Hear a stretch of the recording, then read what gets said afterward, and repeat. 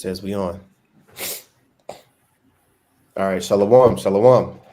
Shalom. First and foremost, we want to give all praises, honor, and glory unto Yahweh, Bahashem, Yahweh Shai, Bahashem, Rachakwadash. Double honor to the apostle, now is a great millstone, and peace and salutations to the elect.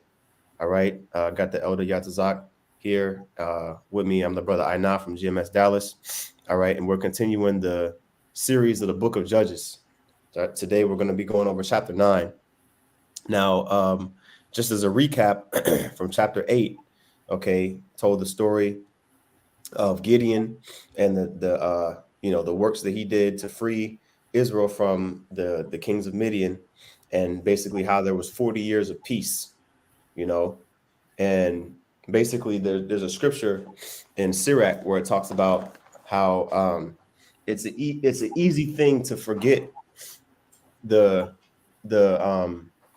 prosperity, what I'm saying, whenever you getting judged, because basically what happened is after that 40 years of peace, we were going to go into it in chapter 9. Okay, one of Gideon's 70 sons, whose name was Abimelech, he pretty much started wreaking havoc in Israel. So let me find that scripture real quick before we get started.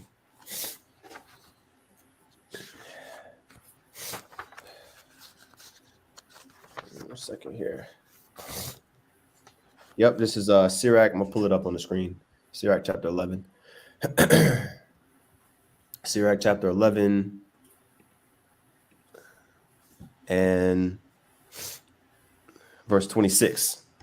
Okay, it says, for it, actually, let me see here. I'll start at verse 25. It says, in the day of prosperity, there is a forgetfulness of affliction. And in the day of affliction, there is no more remembrance of prosperity. So basically what happened is Israel got complacent. Excuse me. In Judges chapter 9, that 40 years of peace, basically when you read the tail end of chapter 8, in Judges chapter 8, it talks about how when Gideon was dead, that the children of Israel turned again and went a whoring after Balaam, and they started serving other gods, right? And so even while Gideon was alive, he made an ephod. He made an ephod of the gold from the Midianites, and basically Israel went spiritual fornicating after that. And basically it became an idol. You know what I'm saying? And it became a snare unto Gideon's house. It said unto Gideon and unto his house, right? And we're going to see basically how that was a snare unto his house. Okay, in this chapter here in chapter 9. So without further ado, we're going to go ahead and get started. Judges chapter 9 and 1. You can see here title Abimelech's conspiracy. All right, it says, and Abimelech, the son of Jerubbaal, which again, remember, Jerubbaal is basically like a nickname for Gideon, you know what I'm saying? Basically meaning let Baal plead against him. If you missed that chapter, I think it's chapter 7. You can go into it.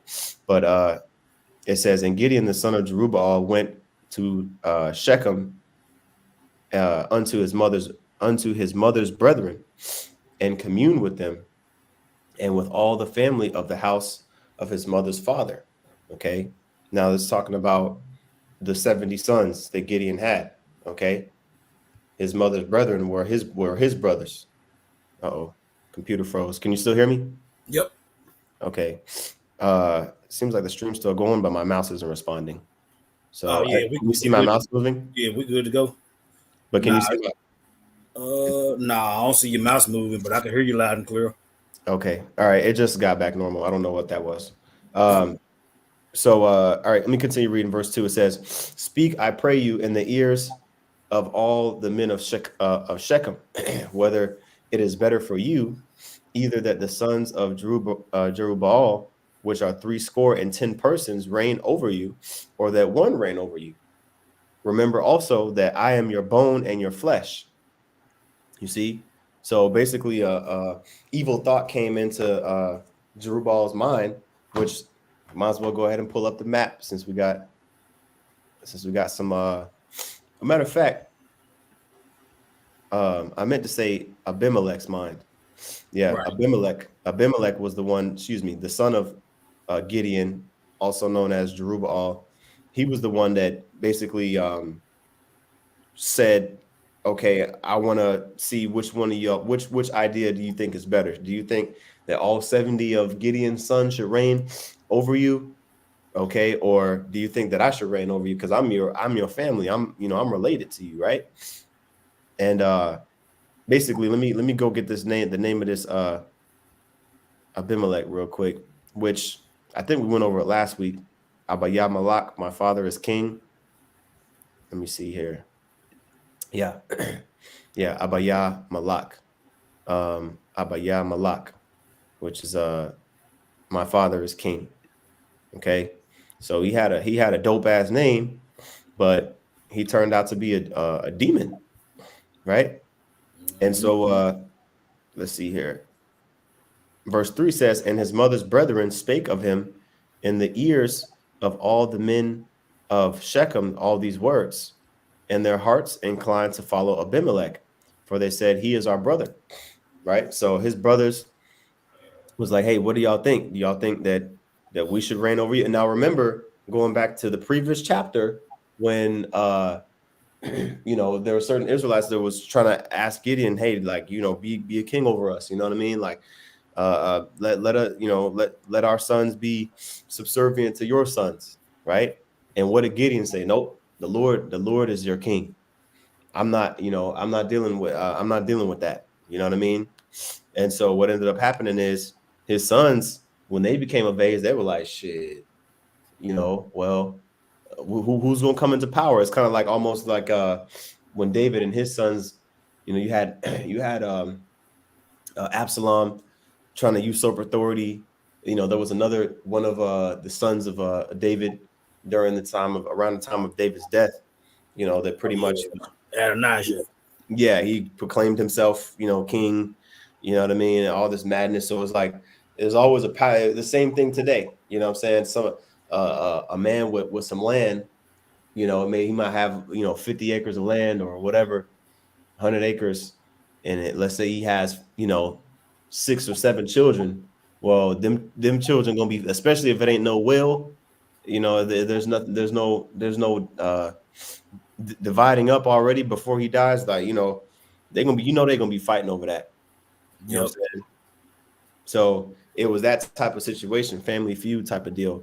Now I wanted to get this map real quick to show Shechem, the location of it. Because remember, Gideon was of the tribe of what? Manasseh, right? And you can see here in the green, you got Manasseh. I'm trying to remember what tribe is to the top, but south of that, you have Ephraim and Shechem. I'm going to zoom in. It was situated right here on the border, you know what I'm saying, of Ephraim and Manasseh land allotment territory. Okay. So this is where this scene is going down, right? So let's see here.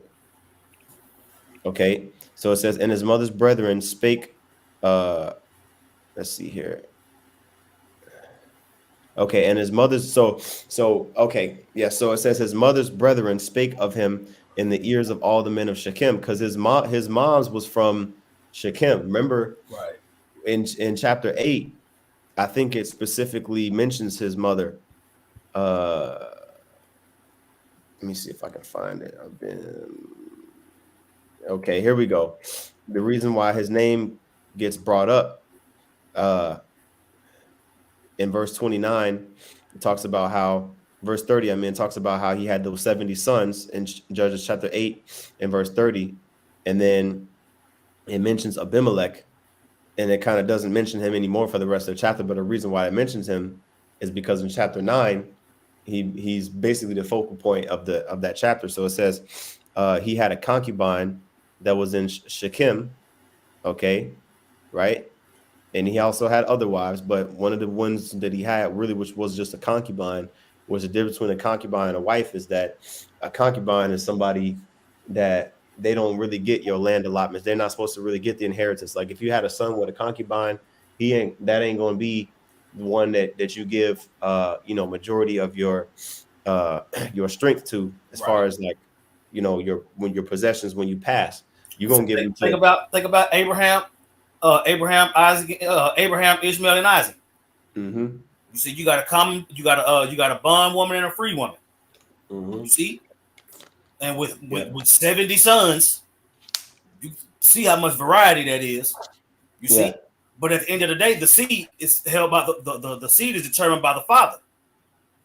You see, so even though his mother was a heathen, that didn't make him half heathen because the father was a full-blooded Israelite. Yeah. You see, Yeah. there ain't no such thing as half-breed this and mixed blood that. You know, now of course he wasn't the line that was chosen, Mm-hmm. but he wasn't a heathen either. Right. He just had heathenistic tendencies because he was wicked as hell. You got it. Yep. Yep. Exactly. So that's the reason why she was mentioned here, and it says, and it says his name right here. You know what I'm saying? Abimelech. Right. So let's see. But anyway, let's go back to this. Let's go back to this in Judges chapter 9.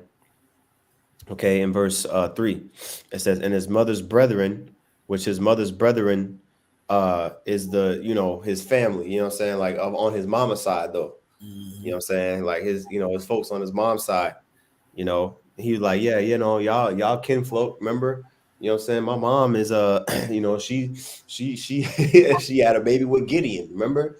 So he kind of went on his mom's side. You got your mom's side and your dad's side, especially like if they don't talk a lot, if they're really not that close.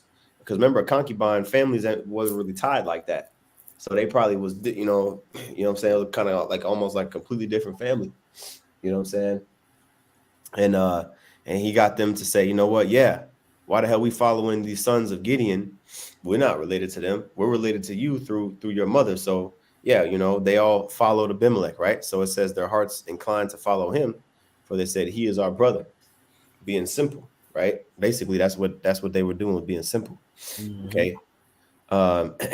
And so it says, and they gave him 70 pieces of silver out of the house of Baal Berith. All right, now let's check out this word. Okay, just to get some context. Let's see here. Okay, Strong's H1170, Baal Bariath.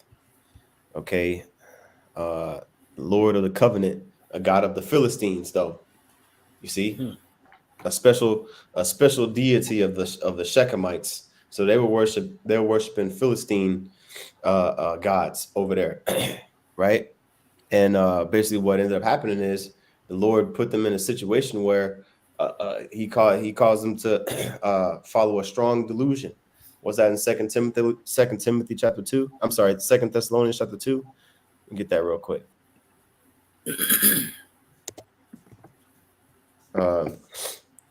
Talks about them believing a lie. Yep. Oh yeah. Verse 11. Right. And let's see here. You know what? Let's see. Second Timothy chapter 2 and 11. It says, and for this cause shall the Most High send them a strong delusion, that they should believe a lie, that they all might be damned, which means condemned, who believe not the truth, but have pleasure in unrighteousness.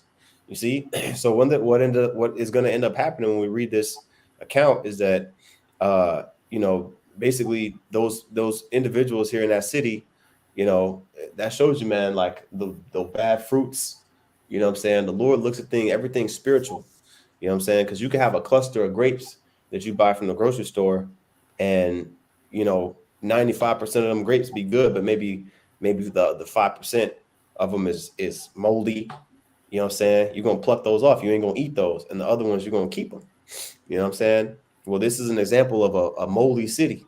You know what I'm saying? A city that basically was full of people that were off because they were worshiping Baal Barayath. You know what I'm saying? The house of Baal, or the covenant of Baal. Which was a heathenistic custom, right? So that's what ended up happening, right? So it says they gave them 60 plus 10, so 70 pieces of silver out of the house of Baal Berith, wherewith Abimelech hired vain and light persons, which followed him. So he, he hired some low level, some low self-esteem, low level, zero spiritual dudes to follow him, right, and to do some dirty work. You know what I'm saying? Some goons, some thugs, and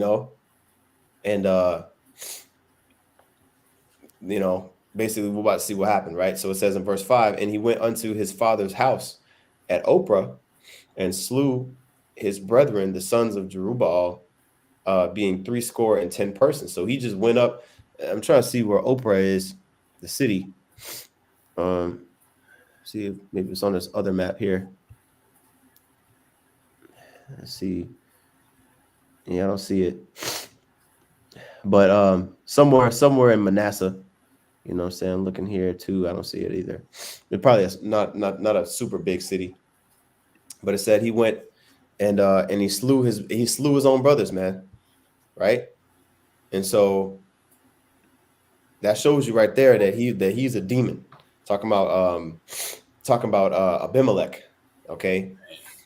You know what I'm saying? That's really an understatement. It's really a compliment calling him a demon. He's the real demon time.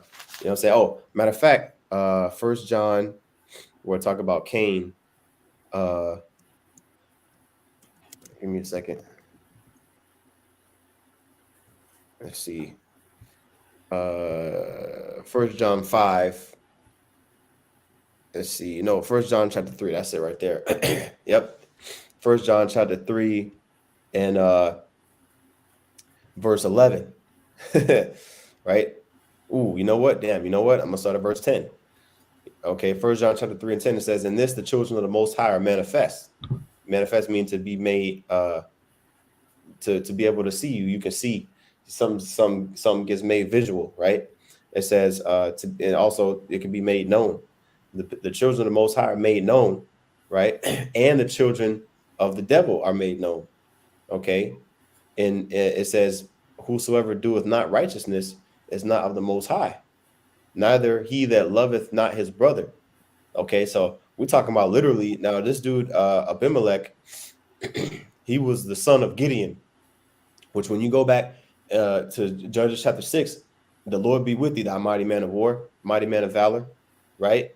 The angel of the Lord came to his father himself, his own father. Imagine if the angel of the Lord was visited by your the angel of the Lord visited your father. You know how that would affect him and how he, man, move. You know what I'm saying?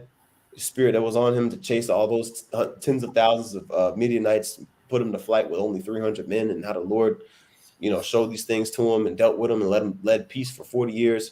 And then your son turned out to be a super demon, a gremlin. and you see that a lot in the scriptures. You see, so for all the Akim out there that's sincere and in this thing, it's not automatic that your child gonna be in the truth, man. You see, even Job in the first chapter of Job, it tell you Job was putting up sacrifices just in case his kids was doing some shit he ain't know nothing about. So it's a strong possibility that just because you in the camp don't mean your son gonna be in the camp. You see, you teach him what you can teach him, but it's not a must that the Lord gonna bring your son along too. Now he may bring your son along through your works, but Jake, don't get hung up. Don't get hung up. Because in the law shit, if you don't get it right by the time you 12 or 13, we finna hit your ass with rocks until you ain't moving no goddamn more. Yep. And that's get Matthew 19. Those if you can't forsake this, and this. Yep. Yeah, kids is a part of that too. In the prophecy where it talk about slay utterly old and young, kids is in that. Get that understanding. So, hey, our mind's gonna have to be strong in that day. I got 2 sons. Don't neither one of them do what I do. Yep. You see, but ain't neither one of them pieces of shit. They ain't out in the world being demons. Right. But ain't neither one of them in the truth. Yeah. And that's fine. Yep. That's fine. Yep. King David had plenty of kids that wasn't shit. Man. Abimelech, Eli, Adam. Man. Yeah, Adam had sons that wasn't shit. Man. Huh. Yeah. You know? So don't take it personal. Don't take it personal if your kids don't follow you the way you think they should. That's a part of the curses. You got it. Yep. Matthew 19 and 27. And Peter, then answered Peter and said unto him, Behold, we have forsaken all and followed thee. That's what I'm saying. Look at what all. Look at in the next verse. In the next verse, it's going to tell you what all comes a part of that. Mm-hmm. We have forsaken all. Go ahead. Mm-hmm. And followed thee. What shall we have therefore? And Yahushua said unto them, Verily I say unto you, that ye which have followed me in the regeneration, when the Son of Man shall sit in the throne of his glory, ye also shall sit upon 12 thrones, judging the 12 tribes of Israel. You see? It says, verse 29, and everyone that hath forsaken houses, or brethren, or sisters, or father, or mother, or wife, or children, or lands, for my name, or children. Mm-hmm. Gideon had a badass son. He had a lot of sons, but he had a badass son. Mm-hmm. And that's who we're reading about. Mm-hmm. You see? That don't make you wicked because your kid's wicked. Go ahead. That's right. Yep. It says, or children, or lands, for my name's sake, shall receive 100-fold, and shall inherit everlasting life. That's what I'm saying. So if you think for 1 second that the Lord didn't, I would say Gideon is gone at this point. So right. The Lord had already dealt with Gideon. You see? So Gideon, he had a badass kid.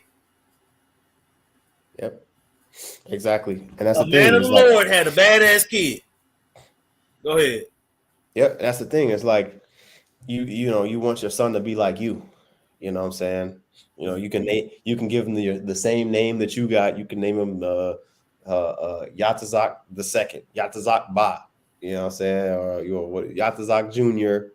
Mm-hmm. Yep. Yatazak Ga, Yatazak the third. Yeah. That don't mean they're gonna be good. I don't even know if I'm gonna be good. Man. You see? So I mean, I get it. We love our children. I get it. But the Lord said, if you can't forsake them, you're not worthy of him. You can't outlove the Lord, bro. Yep. You got it. Yep. That's it. And it says also too, but many that are first shall be last, and the last shall be first. You know what I'm saying? Yep. A lot of people for the last to be first, you got to be able to understand that it ain't about your kids. Whew. You got it. Yep. And the Lord was a good example of Joseph. You know what I'm saying? He was the youngest, out of the 12 of David's. I'm sorry, the 12 of Jacob's sons. Jacob is David. Yep. Yeah. Well, yeah. The spirit. Hey, that's the spirit. I said that as slip of the tongue, but it ended up working. You know what I'm saying? Kind. For those that can receive it. But and even in this chapter, it talks about the youngest, which we're going to go into here. Let me see here. Jotham. Yeah, that was the youngest of Gideon's sons. Go see what Jotham means. Yep. Because he's the only one that made it. He the only one that didn't. Yeah, he the only one that didn't catch Abimelech's wrath. Yep. Jotham the youngest. Right. Psalms H31:47. Yawatham. Yahweh is perfect. Ooh, man. That's why he made it. I would say, look at the root word. Yep. That's it. Yahweh. Mm-hmm. Yep. Yeah. Mm-hmm. Yep. And thumb is the root word here is thamum. You know what I'm saying? Complete. Yeah, complete. Sincere. Yeah. That's it. It also means through. Yeah. But you gotta have the context. Yeah, exactly. Yep. With the text. That's right. Say Strong's H. Yeah, Esau got that one right when he said that one. But yeah, so let's go back here, okay? Because basically the spirit hopped on him, but I don't want to get too ahead of myself. But you know what? We need to speed it up because Yeah, So let's go ahead and keep going here. Judges 9:5. It says, and he went to his father's house at Oprah and slew his brethren at the sons of Drew. His brethren, the sons of Jerubbaal, being 70 persons upon one stone. Notwithstanding, yet Jotham, the youngest son of Jerubbaal, was left, for he hid himself. See, the Lord put a spirit on him to duck off, right? And it says, verse 6, and all the men of Shechem gathered together. I'm sorry, I got to make a comment on this. Come. You see how the Lord ain't playing, man, because them dudes, the sons of Gideon, you know how they probably was proud, probably getting all type of box. You know what I'm saying? Really wasn't worried about the Lord, even though, because his father brought 40 years of peace. You know what I'm saying? Just think about how crazy Rehoboam was acting, after Solomon had that, that 40 years of peace. And then Rehoboam, here come Rehoboam. Yeah, my dad made y'all work hard. I'm gonna make y'all work harder than hard. You know what I'm saying? And his, kingdom got rent from him, you know what I'm saying? Or it got torn. Majority of the kingdom got rent from him. You know what I'm saying? Oh, also too, when Amnon got put to death by Absalom. Mm-hmm. You know what I'm saying? Absalom had a spirit on him to judge Amnon, right? Which, even though Absalom was wicked, Amnon, we know the story about Amnon, you know what I'm saying? He was a demon too. You know what I'm saying? He got put to death. So it don't talk about everything that these individuals did to get put to death all at once on the same day like that. But scripture say in Job chapter 4, who have ever perished being innocent. Right. You know what I'm saying? So just want to make that comment. But continuing on here, verse 6. Out of 70 sons, only one survived. What, two? Right, Jotham and the nigga that did all the killing. Yeah. You see? Yeah. So 68 men, 68 sons dead. Yeah. You know what I'm saying? Go ahead. Yeah. By the end of this chapter, it's going to be only 69. 69 of them going to be dead. Only going to be one left. That's right. Which lets you know who the Lord was dealing with out of that whole line.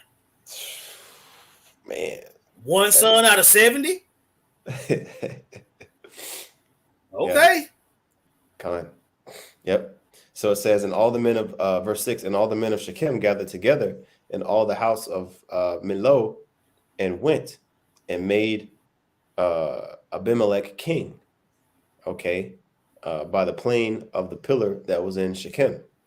So after they, went and killed after he killed his own brothers, then the men of Shechem, they said, okay, all right, now we're gonna make you king. You know what I'm saying? We're gonna make you king over us, which that's what he always wanted. He wanted to be king over one damn city in all Israel. You know what I'm saying? So he got his wish, and let's see here. It says in verse 7, and they went and told it to Jotham. And when they went and told it to Jotham, he went and stood in the top of Mount Gerizim. All right, let's go back to the map. Right down the street. Okay. Was it 5 mile? Mount Gerizim, basically, you probably could throw a stone at Mount Gerizim from Shechem. Probably maybe like a mile away, right? Not far at all. So he stood on the top of that mount, and that's what he said. It said in the middle of verse 7, and he lifted up his voice and cried and said unto them, hearken unto me, ye men of Shechem, that the Most High may hearken unto you. Okay. Yeah, because basically what happened is, he just got he didn't really know why his brothers was getting killed just at that moment. He didn't know. Then when he found out, he was like, okay, the Spirit of the Lord hopped on him. Okay, and he basically said this parable. Verse 8, the trees went forth on a time to anoint a king over them. And they said unto the olive tree, reign thou over us. But the olive tree said unto them, should I leave my fatness, wherewith by me they honor the Most High and man, to go to be promoted over the trees? Because basically, being a king, uh, all you doing is pointing the finger. Hey, you do this, you do that. You go do this, you go do that. You know what I'm saying? You don't. You don't go and do carpentry or do some laborious work. Basically, all you're doing is telling other people what to do, right? So olive tree can't focus on making olives for olive oil to for anointing and this and that if it's over here ruling over the trees, right? Oh, and this is another precept going into how men represent, are likened unto trees as well, right? Because trees ain't talking. Trees Right. ain't talking and doing all these things. Mm-hmm. Right. It says in verse 9, but the olive tree said unto them, I read that already. Verse 10, and the trees said unto the fig tree, come thou and reign over us. But the fig tree said unto them, should I forsake my sweetness and my good fruit and go to be promoted over the trees? Right. And so basically the same answer that the olive tree gave, the fig tree gave. Okay. It says, then said the trees unto the vine, come thou and reign over us. And the vine said unto them, should I leave my wine, which cheereth the Most High and man, to go be promoted over the trees? You see? And the same answer, right? So you got the bringer forth of grapes, figs, and olives all said, nah, we good, right? But then here come verse 14. It says, and the tree and all the trees and then said all the trees unto the bramble, come thou and reign over us. Now let's look up a bramble, see what that is real quick. Because a bramble had a different answer. You know what I'm saying? And that shows you how desperate the trees were to look for a bramble, which when we're going to get into it, Strong's H32, 329. It says atad. All right. That word is thorns, bramble, thorn, buckthorn. Okay. A thorn, basically a thorn tree. You know what I'm saying? Buckthorn. I got a precept for you. Kind. This is Ezekiel 31:9. It says, I have made him fair by the multitude of his branches, so that all the trees of Eden that were in the garden of the Most High envied him. You see, likening trees unto men. Mm-hmm. You got it? Yeah. But this tree, which this man specifically, he was spiritually, he was thorns and thistles. He wasn't good. You can't use a bramble bush for anything, other than, like a whip or something like that. You know what I'm saying? Whereas compared to these other trees, they all have fruits, right? Their fruits were olives, right? That can be used for multiple things. Figs, okay, grapes. You know what I'm saying? These are all pleasant trees. All right, but here come the bramble bush, okay, which is basically used to scourge. That's the only thing it can really be good for, right? And they and the tree saying, okay, you know what? We'll just make the bramble bush king over us then, since these other desirable, righteous ones don't want to be king over us, right? Because remember, Gideon basically said the same answer. He was like, look, I'm good. Let the Lord be your king, right? He was a righteous vine. Get talking about Gideon. Okay, but his son was a bramble, right? So here's the response of the bramble. It says, verse 15, and the bramble said unto the trees, if in truth ye anoint me king over you, then come and put your trust in my shadow. But what's the good use of hiding under a bramble bush? That shit gonna stick you and prick you and all this stuff, you know? And so that's exactly what we're gonna see, right? And it says, and if not, let fire come out of the bramble and devour the cedars of Lebanon, right? Which those cedars of Lebanon represent specifically in this parable the inhabitants of Shechem, because that fire going out was judgment. Okay, you know what I mean? Basically, he's saying, look, if you don't put your trust in me, this is still the Bramble talking. If you don't put your trust in me and under my shadow, I'm a then then fire gonna come out of me and devour you. Which when we read this chapter here, is that's exactly what's happened. What's gonna happen? Okay. All right. They hid up, they got up underneath Abimelech and they said, okay, you know what? Yeah, but Abimelech, you're gonna be our king. And they're like, man, you know what, man, to hell with this dude. Over time, right? And they revolted, and we're gonna see that fire come out of Abimelech, just like the parable said. Okay. So this is Judges chapter 9 and 16. It says, now therefore, this is still what's my bro's name? What's his name? Uh what's the brother's name here? Who Jotham? Jotham, the water. The Jotham, this is still Jotham talking right here in verse 16.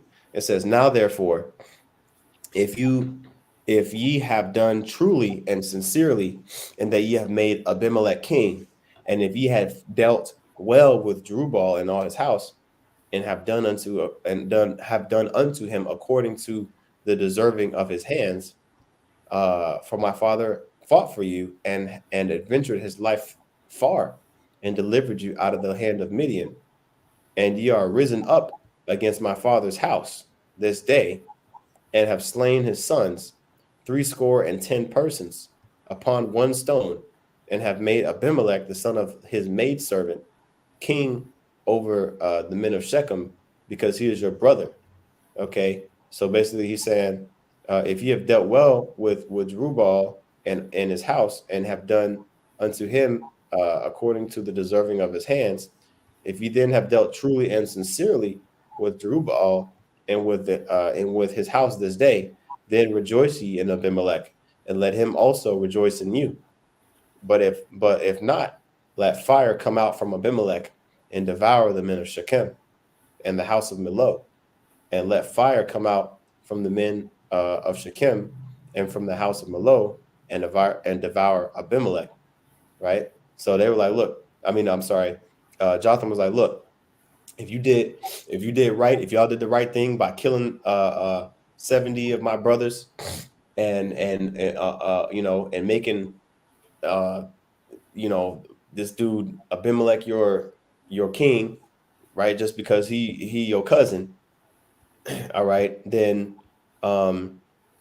Then y'all do y'all thing. You know what I'm saying? Let y'all prosper. But he already knew that that wasn't the case. He said if not, right? Okay, if not, if you haven't done well towards Gideon and his house, then let fire come out from Abimelech and devour him and devour you, and y'all gonna devour each other. You're gonna go out and devour him too, right? And devour Abimelech. And then verse 21 it says, and Jotham ran away and fled and went to Beer and dwelt there for fear of Abimelech his brother, right? So he said that prophecy. He said what he said. Okay, and basically here we go right here. The next part of this chapter is Shechem and Abimelech fall, the city and the man. Okay, and we're gonna see how it happens. Let's see if we got anything on the commentary real quick. Okay, I'll be right back, bro. Yep. Let's see here. I'll read the second paragraph here in the story of Abimelech. It says, Jotham, the brother who escaped, warned the Shechemites in a parable of the trouble they would bring upon themselves. Good men are likened unto good trees. You see that? You see, good men are likened unto good trees. They are too concerned with giving useful and honorable service to be bothered with seeking power. You see that? Man, that's tough. That's heavy right there, because basically that lets you know that these other Israelite groups that are so power hungry, money hungry and this and that hungry, rank hungry and fame hungry, they're not concerned with giving useful and honorable service to Yahweh Bashem Yahushua. They're concerned in seeking power. You see, they're likened unto brambles. Okay, they're not likened unto good trees. Yahweh I said, what? A good tree shall bring forth good fruit. You know what I'm saying? Let me get that real quick.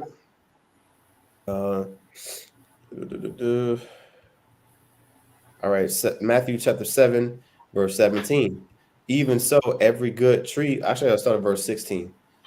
All right, it says, you shall know, damn, verse 15. It says, beware of false prophets, which come to you in sheep's clothing, but inwardly they are ravening wolves.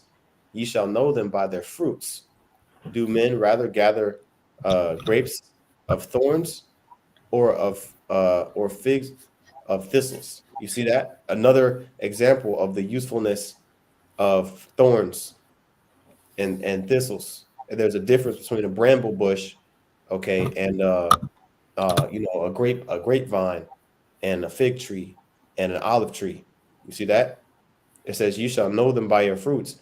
Do men gather grapes of thorns or figs of thistles? Do you get grapes from a bramble bush? Bramble bushes don't produce grapes. Fig thistles and different bushes of thorns, they don't produce figs. You see, so you got to look at the tree by its fruits, right? It says, even so, every good tree bringeth forth good fruit, but a corrupt tree bringeth forth evil fruit. You see that? And those thorns and thistles represent that evil fruit, right? So let's go back here. Oh, and I'll drop down to verse 19. Every tree that bringeth not forth good fruit is hewn down and cast into the fire. So let that be a foreshadow to this here. Continue on Judges 9 and 22. It says, when Abimelech had reigned 3 years over Israel, then the Most High sent an evil spirit between Abimelech and the men of Shechem. An evil spirit. The Lord sent the evil spirit. Now keep in mind, we done been through several different lessons, and the Lord will put together a series of events through the angels for things to play out on the earth. You see? So Jotham being that chosen line, Abimelech doing what he did, Shechem, the Lord had beef with them. You see?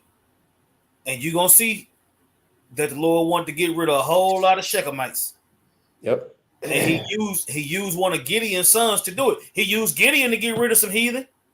So he used his son to get rid of some heathen. But he did it in a different way. Yep. You see, the Lord's thoughts are above our thoughts. Go ahead. Right. It says, when Abimelech had reigned 3 years over Israel, and during them 3 years, he was probably partying and being a nigga, and what I'm saying, dealing with all types of women. He was winning, right? It says, but then the Most High sent an evil spirit between Abimelech and the men of Shechem. And the men of Shechem dealt treacherously with Abimelech. You see? Because sentence, like the scriptures say, because sentence against an evil work is not executed speedily, therefore the hearts of the sons of men are fully set in them to do evil. Yep. You see, he messed over his father's side and his mother's side. Man, just a whole abomination. Doing too much. Mm-hmm. You got it. Yep. Verse 24. It says that the cruelty done to the 70 sons of Jerubbaal might come, and their blood be laid upon Abimelech their brother, which slew him, and upon the men of Shechem, which aided him in the killing of his brethren. Yep. Because he hired men of that city to do some niggerish activities, right? Mm-hmm. So all of them had blood on their hands, and the Lord put dissension between them. It says, and the men of Shechem sent liars in wait for him in the top of the mountains, and they robbed all that came along that way by them. And it was told Abimelech. You see that? So basically, they pretty much set up their own king. You know what I'm saying? Right? And it says verse 26. Well, when I say that, I mean the men of Shechem set liars in wait for him in the top of the mountains. So they were kind of waiting for Abimelech to be the one. You know what I'm saying, but he wasn't actually ever caught. He was the one. They kind of told him like, yeah, there was some dudes in the city, they lying in wait for you. He got tipped off. Yep, exactly. but it's his own people that he ruling over that's doing this, right? Mm-hmm. So it says, verse 26, and Gaal. Okay, so here's a new person introduced here. Gaal, the son of Ebed, came with his brethren and went over to Shechem, and the men of Shechem put their confidence in him. So here come this random dude from another, another city come in to Shechem. You know what I'm saying? And they're like, man, you know what? I think we like this dude Gaal more than we mess with this dude Abimelech, man. Right? Gaal came with his crew. You know what I'm saying? And it says, and they went out into the fields and gathered their vineyards and trode the grapes and made merry and went into the house of their God, which this is just common practice, just to just completely just go off and you know have parties and be wanton in the name of Baal Berith, right? In the name of nowadays, in the name of Christianity, in the name of these other, the name of these other feasts that people want to attribute to the Most High, but really the Most High ain't dealing with. Okay, it says they made merry and went into the house of their God and did eat and drink. Okay, notice that God is lowercase g, not the Most High. It says and did eat and drink and cursed Abimelech. You see that? They had that wine in them. They were like, man, you know what, man? You know what, man? Hey, man, this dude Abimelech, man, to hell with this dude, man. Right? So it says in verse 28, and Gaal, the son of Ebed, said, who is Abimelech? And who is Shechem, that we should serve him? Is not he the son of Jerubbaal and Zebul his officer? Serve the men, of Hamor, the father of Shechem. For why would we serve him? Right? So they like, look, man, this dude Abimelech, he's just this random son of a concubine. You know what I'm saying? He's the son of Jerubbaal, the one that cast down the altar of Baal. And here we are talking from the perspective of Gaal. When I say this, he basically saying like, here we are in the merriness and the celebration of in the house of Baal, right? Um, like this dude Abimelech, why we subservient unto him? Who is this dude? He really hit Zebul is his officer. This little dude, Zebul, man, he the one calling the shots. It really Abimelech, he ain't really hitting on nothing like that, to put it in layman's terms, right? That's what Gaal was saying, and that's that spirit of rebellion, okay, and dissension that the Lord was stirring up between Abimelech and the men of Shechem, right? So it says, verse 39, verse 29, and the Most High, excuse me, and would to the Most High this people were under my hand, right? Then would I remove Abimelech.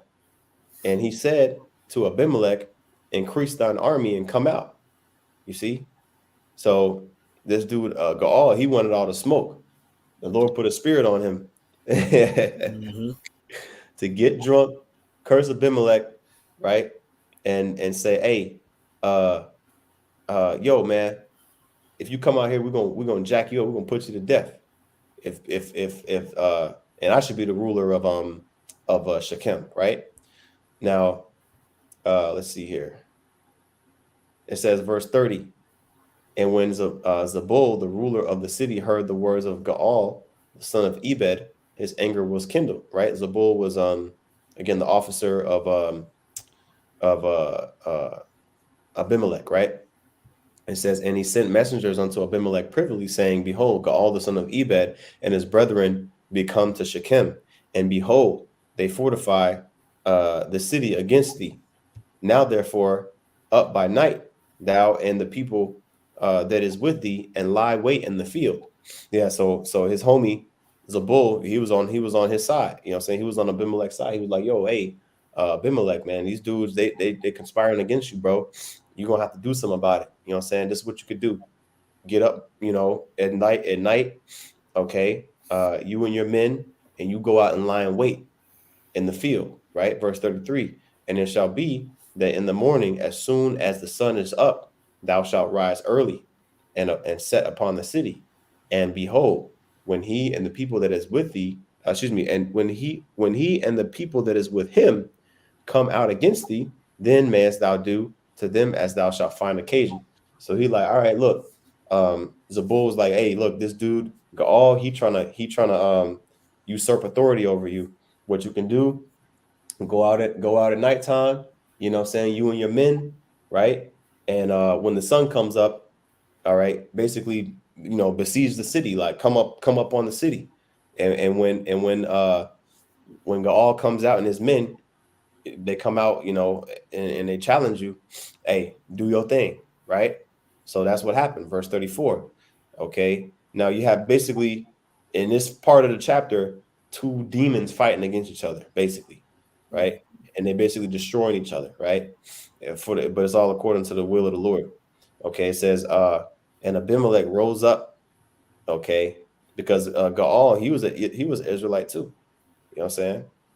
But it's two wicked Israelites, okay, fighting against each other. So it says, Which, and which, which you can also correlate that to today. You got Mhm. 2/3 of Israel. You got 2/3 of Israel in all these groups, and they don't argue amongst each other as far as righteousness is concerned.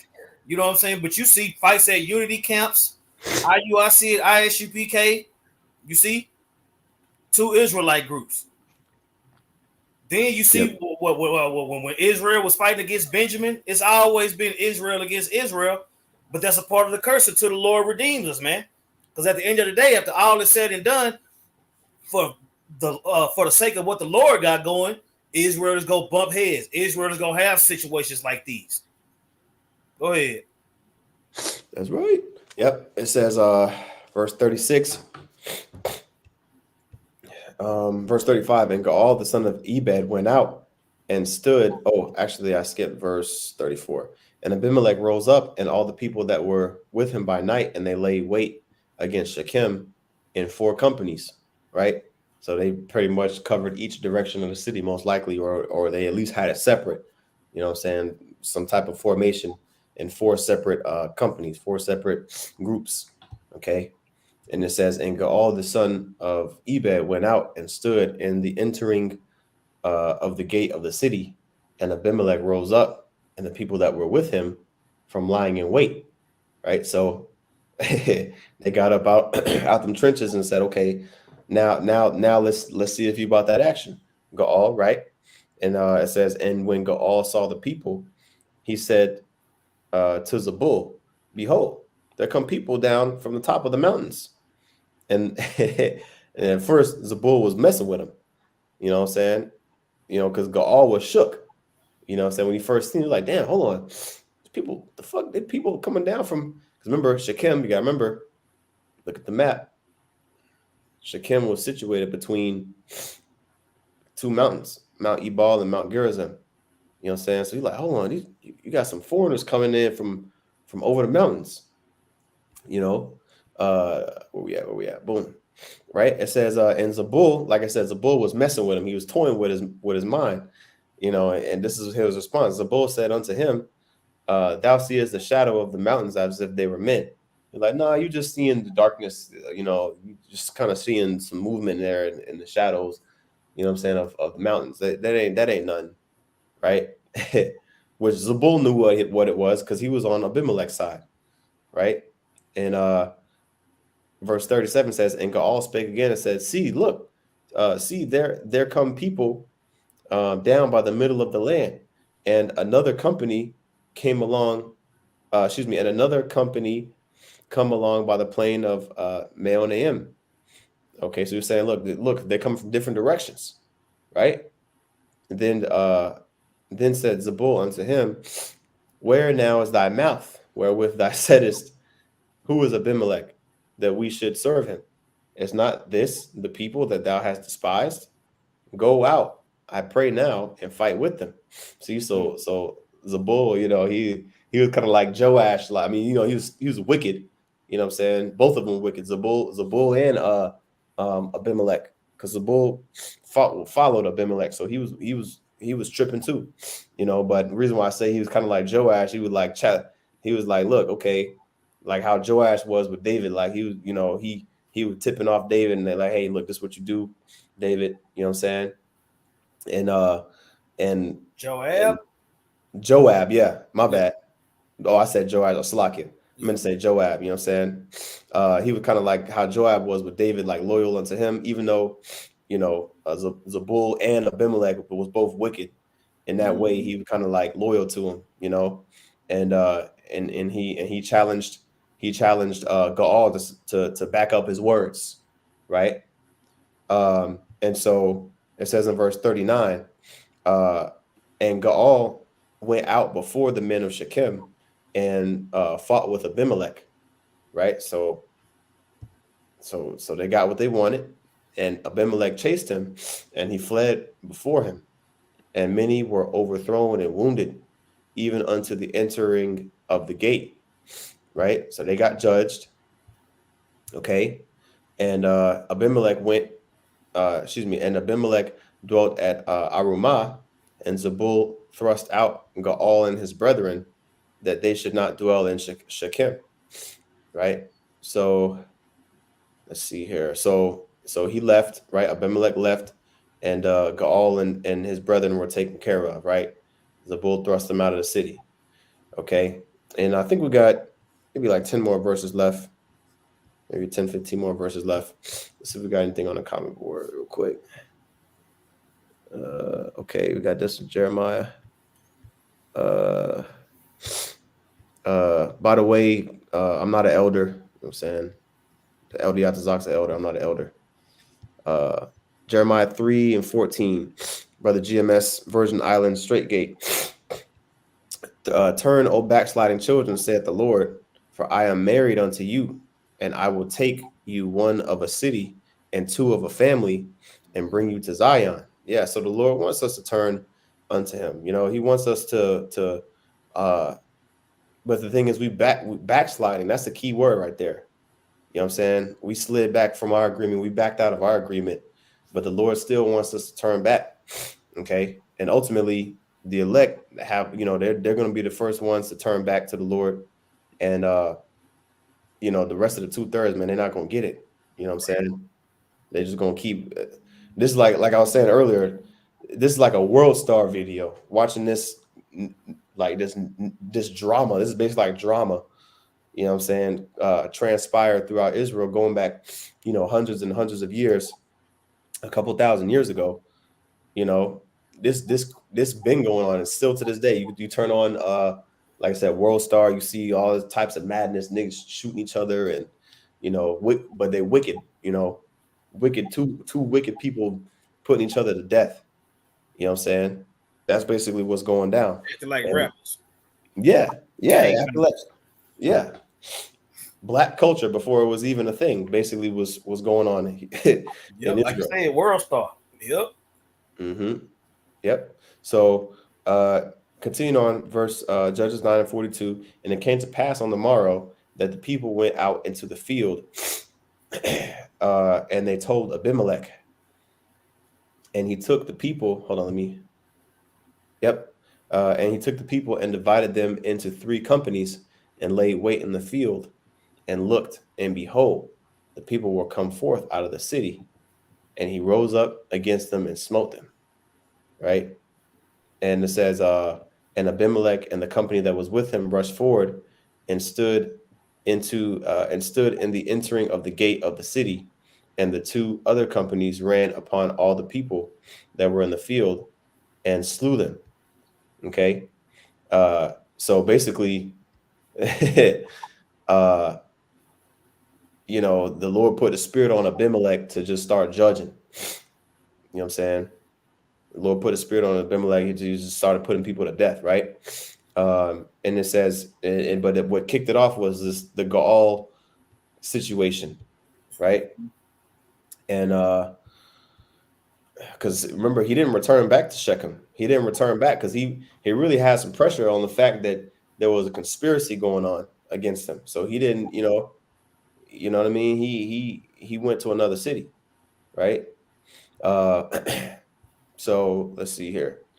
Verse 44, and Abimelech and the company that was with him rushed forward and stood in the entering of the gate of the city, and the two other companies ran upon all the people that were in the field and slew them. Okay.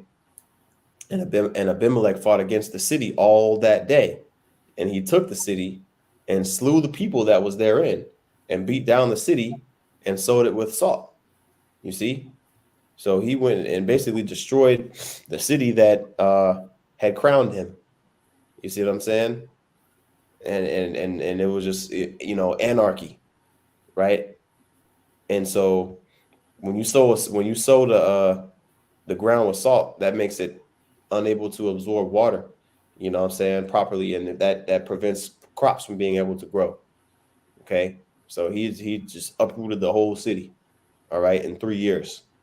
Okay, and it says he slew the people that was up in it. He ain't taken captive. He just put them to death. You see that? Spirit is created for vengeance. And verse 46, it says, when all the men of the tower of Shechem heard that, they entered into and hold of the house of the god Berith. You see, trusting in other gods, right? And what's that in Isaiah chapter 30? Let me get it real quick. Woe unto you. Let me see here.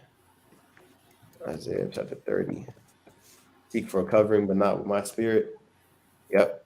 Isaiah 30 and 1. Woe to the rebellious children. Okay, which this is going into the history of Judah being warned, okay, with the alliance of Egypt at that time. But this can go into a whole lot of situations, and this is another situation where Israel was putting trust in other places other than the Lord. It says, woe to the rebellious children, saith the Lord, that take counsel, but not of me, and that cover with a covering, but not of my spirit, that they may add sin to sin. Right? They didn't turn to the Lord and say, oh, Lord, Baba Kosha, have mercy on us. You know what I'm saying? They went into the house of a Philistine god. Excuse me. Right? They went into the house of a Philistine god, right? And Baal Bariath, and basically end up getting put to death, as you can see in verse 47 and verse 48. All right. It says, and it was told Abimelech that all the men of the tower of Shechem were gathered together, and Abimelech gat him up to Mount Zalmon, he and all the people that were with him. And Abimelech took an axe in his hand and cut down a bow from the trees, and took it and laid it on his shoulder, and said unto the people that were with him, what ye have seen me do, make haste and do as I have done. So at this point, Abimelech's in judgment mode. Now we're starting to see that fire come out of Abimelech, like what was his name? Jotham had basically prophesied, right? And so now Abimelech, he's in berserk mode. He can't be stopped, right? So he said, basically like, okay, we're just gonna burn this tower down, right? It says, and all the people likewise cut down every man his bow, which a bow is like a branch. Okay. It says all the people, all of his followers, all of his, men in his army, and they followed Abimelech and put them to the hold, and set the hold on fire upon them, because there's a door, what I'm saying, most likely made of wood, so they can open and close. And they just set the door on fire. You know what I'm saying? They all lit up they lit up them branches, right? And put those branches to the hold of the door, okay? And they set the door on fire, and the entrance of the door, ended up coming down and burning up the contents, which were people, okay? It says, and he set the hold on fire upon them, so that all the men of the tower of Shechem died also, about 1,000 men and women. So imagine how so it was the Lord's will for Gideon's sons to go through what they went through, so he can get at Shechem. You see, it just was what it was. It is what it is. You see, so having a thorough understanding of the Heavenly Father is key. Because people always want to get offended. Why would he do this? Why would he do that? Why? You know? Well, here's why. And just because you don't like the answer, don't mean that ain't the answer. Go ahead. Yep. Okay. Let's see here. All right, so it says, actually, let me hold this preset 1 second before I forget it.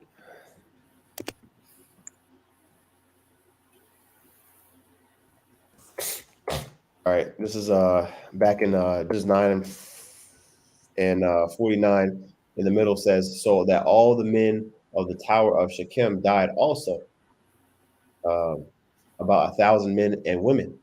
You see, so that wasn't no small number of people that was in that tower. Right. Right. It says, then went and they got burned alive, by the way. So I bet they didn't wake up that morning thinking that that's how their day was gonna go. Man. See, you know what I mean? But it says, but that's a spirit of judgment. Literally, fire went out from from. That remind me of that movie, Just Cause, with Larry Fishburne and Blair Underwood and Ed Harris. And Ed Harris was a serial killer on there, and he was talking about his victims. He was like, "Do you think that when they rolled out of bed this morning, they were thinking today is my day to die?" And he went into his monologue. Yeah, he went into his monologue. That's a real good movie, though. It's a real good movie. Yep. But yeah, that's what it reminded me of when you said that. Go ahead. Yep. It says, then went Abimelech to Thebes, okay, and encamped against Thebes and took it. Now, so he's just on a rampage. I want to see what the commentaries say on this part here. Let me see here. Okay. All right. Let me read this paragraph here. Okay. Actually, you know what? I'm gonna start this paragraph. It says, in due course, trouble arose between Abimelech and the Shechemites. Through highway robbery, the Shechemites created an atmosphere of insecurity and disorder. At the same time, robbing Abimelech of his taxes. Interesting. Okay, that's what it meant when it said they cut off all the men. Oh, okay, I didn't know that. When it said they robbed all the men that came by the way, that's what was supposed to be coming to Abimelech. You know what I'm saying? They cut off his money flow. You know what I'm saying? So it says, when a suitable occasion arose and Abimelech was in another town, a group of Shechemites plotted to overthrow him. The chief administrator in Shechem pretended to be on their side, but secretly he sent news to Abimelech. Abimelech came quickly and put down the rebellion. You see that? So that's how it went down. Okay, it says, y'all voted for me, man. Now y'all want to kill me? I killed all my brothers so I can rule over y'all, and y'all said it was cool. Now y'all want to kill me? Okay, I got you. Yeah, berserk. Yep. Nigga went berserk, bro. Yep. That's right. Yep. So it says, but Abimelech did not stop at that. He decided to teach his subjects a lesson. See that? So here's that fire coming out. It said he would destroy all the people of Shechem, both those who went out to work in the fields and those back in the town who took shelter in the city stronghold. He put them all to death. You know what I'm saying? The ones out there in the rural, in the field, working with the cattle, the ones within the city walls, all of them. Right? Took shelter. The ones that took shelter in the city stronghold, they wasn't safe.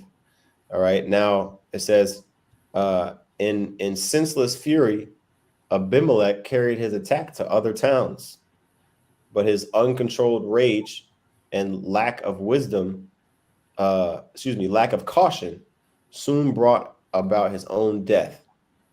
It says the Shechemites who supported him were also destroyed, as Jotham had predicted. Right. So we're going to read about how, specifically how he got judged. Right. So, Judges 9 and verse 50. It says, then went Abimelech to Thebes. Again, it was a nearby city, and he continued his rampage, right? And camped against Thebes and took it. but there was a strong tower within the city, and thither fled all the men and women, and all they of the city, and shut it to them, and gathered them up. Excuse me, and got them up to the top of the tower. So everybody took shelter inside that tower inside the city. Right, there was a tower within the city. Okay, and Abimelech, verse 52, and Abimelech came unto the tower and fought against it, and went hard unto the door of the tower to burn it with fire. He like, shit, I know how to handle these.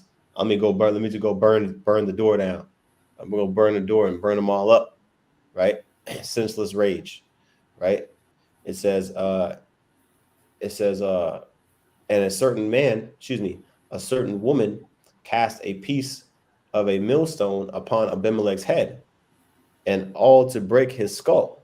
Mm-hmm. So this was specifically quoted here in 2 Samuel.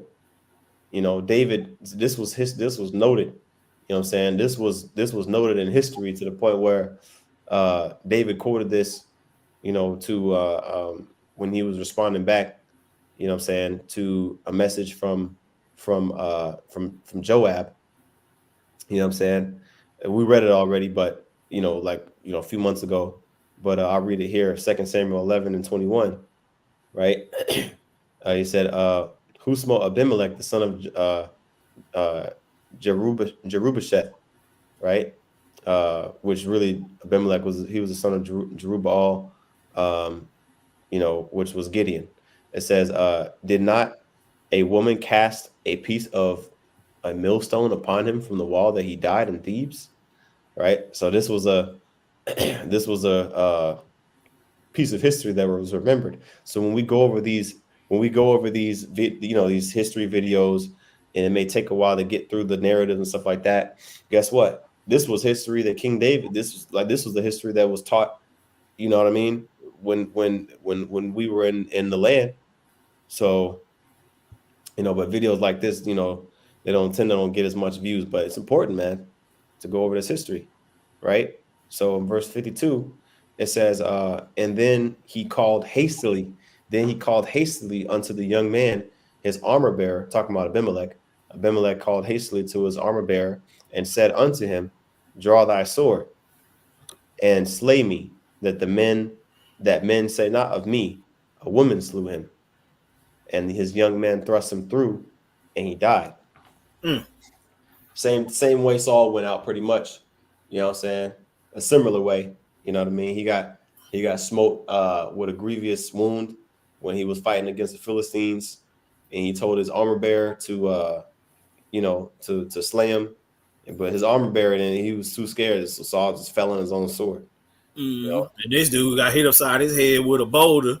And was like, man, and with the last right before he was Thamum being through. Yeah, right before the Thamum hit his ass, you know what I'm saying? He called his armor bearer. Look, man, I don't want nobody to they can't know a woman killed me, man. So just go ahead and take me out. Yeah. You know? Hey, women kill men all the time. Yep. Women kill men all the time. You know what I'm saying? So, especially back then. Oh yeah, Judges chapter 4. You know, see, nowadays, shit, the bitch gonna put antifreeze in the biscuits. You know what I'm saying? Shit, back then, shit, they was chopping off heads, nailing niggas' domes to the floor, chopping niggas' heads off, doing all kind of stuff. Yep. Judith cut Holofernes' head off. Yeah, you know what I'm saying? All type of stuff. Yep. You know, so he got what he deserved, right? And let me get the scripture real quick. Let me see. He that gets the pit is in Proverbs. Yeah, bitch done pour bleach. Yeah, bitch done pour bleach in your Hennessy. Yep. Proverbs 26 and 27. Whoso diggeth a pit shall fall therein, and he that rolleth a stone, it will return upon him. Mm-hmm. You know what I'm saying? Abimelech was on a ramp. He had a kill streak going on. You know what I'm saying? He started off with, you know, killing his brothers, and he's like, okay, well, shit, some years done went by. I'm still alive, man. Shit, I can do whatever the hell I want. I can be a nigga. I can do this and that. Now your ass is in the scriptures as a memorial of one of the biggest niggas on the planet. Yep. The biggest Israelite Got niggas. hit upside your damn head. Yeah. You know what I'm saying? So he that liveth with the sword shall die by the sword. He got what he deserved, man. Right? That's breakdown of the That's why I scripture. said, now keep in mind, this is the son of a righteous man. Keep that in mind. Go ahead. Yep. Verse 55. And when the men of Israel saw that Abimelech was dead, they departed every man unto his place. You see, so everybody, all the madness was abated after after Abimelech was dead. Mm-hmm. Thus the Most High rendered the wickedness of Abimelech, which he did unto his father, in slaying his 70 brethren. Yeah, because he disgraced his father. He did, man. So basically, shit, the only one left to Gideon's seed was Jotham. Mm-hmm. You see? So verse 57, and all the evil men of Shechem did the Most High render upon their heads. I'll read that again. And all the evil of the men of Shechem did the Most High render upon their heads, and upon them came the curse of Jotham, the son of Jerubbaal. You see, Man, the curse of Jotham. Now, what? Now, we'll say Yahweh Thumb. Yeah, Yahweh Thumb. Yeah. Mm-hmm. The Most High, he is complete. He is perfect. The Most High is perfect. Which goes to show you that was the Lord's will that whole time. You see, putting that evil spirit on Abimelech to kill all his brothers, and all that led to the Shechemites. A whole lot of them getting killed. You know what I'm saying? And at the end of the day, it was pretty much Jotham was the elect of that particular situation. He was the only one that was delivered. Like you said, it was 70 sons. It ended up being 69 by the end of the chapter. And that's what the Lord wanted to happen. So everything that the Lord wanted to accomplish, he utilized those men to do so. Yep. You done messed over your dad's side, you done messed over your mom's side, then you get hit upside your damn head. Yep. That's what happened. That's what happens when you a nigga. That's what he deserved. That's what he deserved. You know what I'm saying? Let's see here. Let's see. Yeah, okay, so that's pretty much it on that. I know we've been going for a little bit over an hour, so that was pretty much the chapter. And I don't know, did you have any closing points upon anything like that? Nah, Okay. Yeah. Yep. So hey man, I brought this out as an edifying lesson. With that, we want to give all praises, honor, and glory unto Yahweh, Bahashem, Yahweh Shai, Bahashem Makakwadash. Double honors to the apostle, that was a great millstone, and peace and salutations to the elect. Shalom. Shalom.